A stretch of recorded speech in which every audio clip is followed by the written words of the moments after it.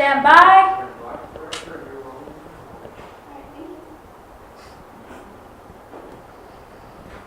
All right.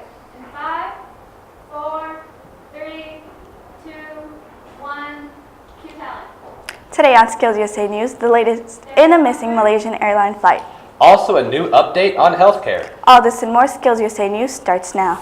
5, 4, 3, 2, 1, and cue talent. Welcome to Skills USA News. I'm Victor. And I'm Betsy.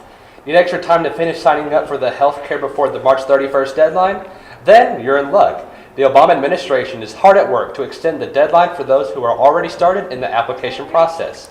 The additional time may last up to 60 days and is focused towards people in special circumstances. The extra time means millions of Americans can still sign up for the still highly controversial Obamacare Act. President Barack Obama appealed to the European people, declaring that those who want freedom and human dignity will ultimately triumph in the Ukraine. The president also urged the NATO alliance to make good on their commitment to the collective security that began since the Cold War. He also pledged to defend U.S. allies during a meeting with leaders of major economies focused on adding pressure to the Russian government. 19 days, and there's finally hope for families of the passengers of the missing Malaysian Airlines Flight 370. A French satellite scanning the Indian Ocean for the missing jetliner found a possible plane debris field containing 122 objects. Officials say it's the most credible lead they have to solving this mystery. But as the days go by, the families of the missing passengers have no other option than just to wait.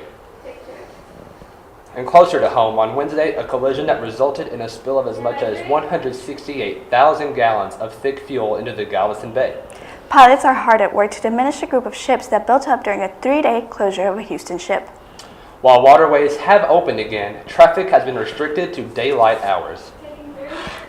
And in the Evergreen State, rescuers struggled to find victims and survivors of a deadly mudslide that hit northeast of Seattle. The death toll is currently at 24, but dozens are still missing. Authorities told reporters that they expect to soon have an updated number of victims still missing, and they are working off a list of 176 people unaccounted for. It was a big day in college sports that happened on Wednesday.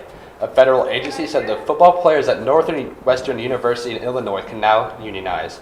The rector says that the players qualify as employees under the law and can legally unionize. The school plans to appeal this decision to labor authorities in Washington, D.C.